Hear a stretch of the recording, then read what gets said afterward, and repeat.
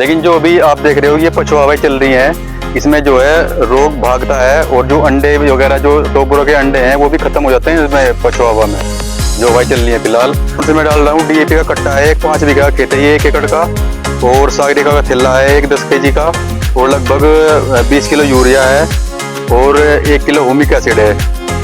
ये मैं इसमें डाल रहा हूँ। पोटास जो पहली स्टेज टोकरो की आई है, इससे हम बिना दवाई और बिना उसके ही हमें छुटकारा मिल गया पहली स्टेज से।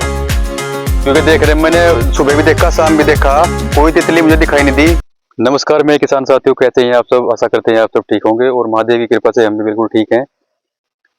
मैं रुचिन त्यागी आज फिर आपके लिए एक बहुत बेहतरीन वीडियो लेकर आया हूँ मेरे किसान साथियों, जो कि पौधा गन्ना और पेडी गन्ना दोनों के लिए बहुत ही महत्वपूर्ण होने वाली है। देखो मेरे किसान साथियों, एक बार मार्च में शुरू में हमें ऐसा लगा था कि गर्मी बहुत ज्यादा आ गई और अब की बार गर्मी बहुत ज्यादा होगी।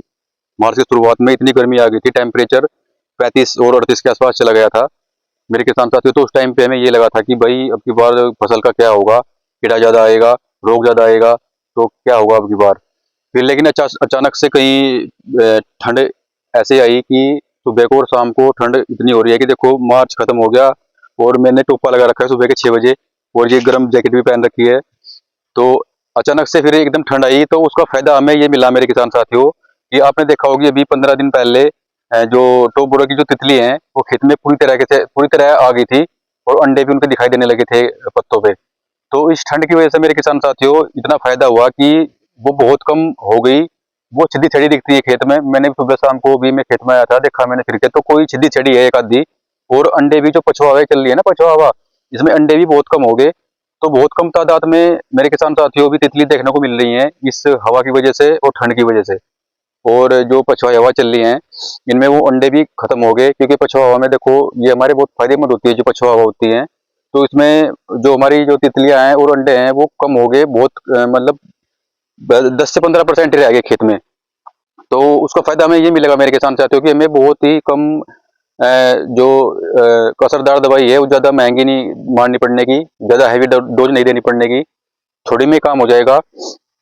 क्लोरोसाइपर फुल साल्ट होता है मेरे किसान साथियों, आप ये लगा सकते हैं। और अगर आपके खेत में अंडे दिखाई दे रहे हैं, मेरे हिसाब से तो मैंने फिर के देखा कि अंडे मुझे कोई दिखाई नहीं दिया उसके बाद। अब से 15 दिन पहले अंडे भी दिख रहे थे, तितलियां बहुत ज्यादा थी। तो अगर आपको अंडे दिख रहे हैं पत्तों पे टॉप बोरर के तितलियों के, तो उसके साथ आप क्लोरोसाइपर के साथ आप उसमें इमामेक्टिन लगा सकते हैं। दानेदार आती है इमामेक्टिन।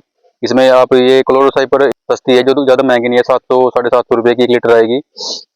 और मेरे किसान साथियों अगर आप उसका स्प्रे करना चाहते हैं तो स्प्रे में तो आपको कम ही काम कर देगी क्लोरोसाइपर भी। ये आपको आधा लीटर क्लोरोसाइपर 10 टन की स्प्रे ये 1 एकड़ में, और इसके साथ इमामेक्टिन आपको लगानी है लगभग 100 ग्राम एक एकड़ में।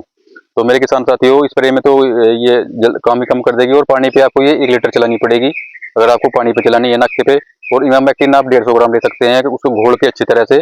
अगर आपको ये चीज़ खाद में चलानी है, दोनों चीज़ खाद में, क्लोरोसाइपर और इमामेक्टिन, तो थोड़े से रेत लेना है आपको, लगभग 15 किलो रेत लेना है, और उसमें दोनों सूखा रेत होना चाहिए, उसमें क्लोरोसाइपर मिला दो और इमामेक्टिन थोड़े से पानी में घोल के फिर मिलानी है, और उसको फिर अच्छी तरह से मिला के रेत को फिर उसके खाद में मिला दो जो आप खाद डाल रहे हो।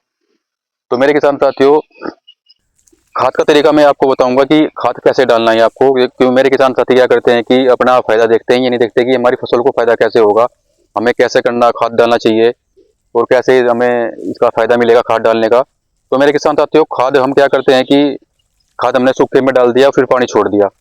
उससे देखो मेरे किसान साथियों क्या होता है कि जैसा आपने खाद डाल दिया और फिर पन्ना के पानी चल गया, तो जो एकदम से घुलने वाला खाद होता है, जैसे यूरिया हो गया और जैसे आप ये क्लोरोसाइपर ये डाल रहे हो, तो क्या होगा कि डीएपी तो एकदम घुलता नहीं। अगर डीएपी डालोगे आप या एनपीके डालोगे वो तो एकदम घुलता नहीं, वो तो पड़ा रहेगा। लेकिन जो और बाकी खाद होते हैं वो घुल के एक तरफ चले जाते हैं खेत में, पूरे खेत में नहीं फैलते वो। तो मेरे किसान साथियों मैंने देखो मैं आपको दिखा रहा हूँ, ये मेरा खेत है। मैंने इसमें क्या पहले मैंने इसमें सुबह ही ड्रिंचिंग की, उसकी कोराजन की मैंने इसमें ड्रिंचिंग की सुबह ही। ड्रिंचिंग करने के बाद फिर मैंने इसमें क्या किया, पानी छोड़ दिया, और पानी छोड़ने के बाद में शाम के टाइम मैंने इसमें जब पानी भर गया पूरा, फिर मैंने इसमें खाद डाला। ये मैंने डीएपी था और भाई सागरिका 1 एकड़ में डीएपी का 1 कट्टा 50 किलो का, सागरिका 10 किलो का 1 थैला, और ह्यूमिक एसिड 1 किलो।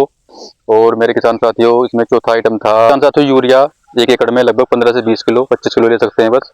तो ये मैंने इसमें खाद डाला है और मैंने पूरा खाद पानी में डाला है ऐसे, इसमें 2 दिन तक लगभग पानी भरा रहेगा तो पूरा खाद गल जाएगा, एक ही जगह, दूसरी जगह नहीं जाएगा। जहाँ पे हम डाल लेंगे वहीं पे रह के गल जाएगा पूरा, और पूरा फसल को वहीं पे लगेगा जहाँ पे खाद डाला है आपने। तो मेरे किसान साथियों, ये बहुत जरूरी है कि आपको ये छोटी छोटी बातें हैं, अपना फायदा ना देखें, फायदा हमें ये देखना है कि बहुत लागत आती है। देखो गन्ना तैयार करने में बहुत ज्यादा पैसा लगता है। तो मेरे किसान साथियों, अपना फायदा ना देखे, थोड़ा फायदा ये देखे कि हमारी फसल को फायदा कैसे होगा। तो उसी हिसाब से हमें काम करना चाहिए कि हमारी फसल को ज्यादा फायदा हो। तो किसान साथियों, आज की वीडियो में इतना ही है। बाकी मैं आपके लिए वीडियो बहुत जल्दी लेकर आऊंगा। बहुत ही अच्छी वीडियो होगी अगली भी। जब तक के लिए जय श्री राम, हर हर महादेव।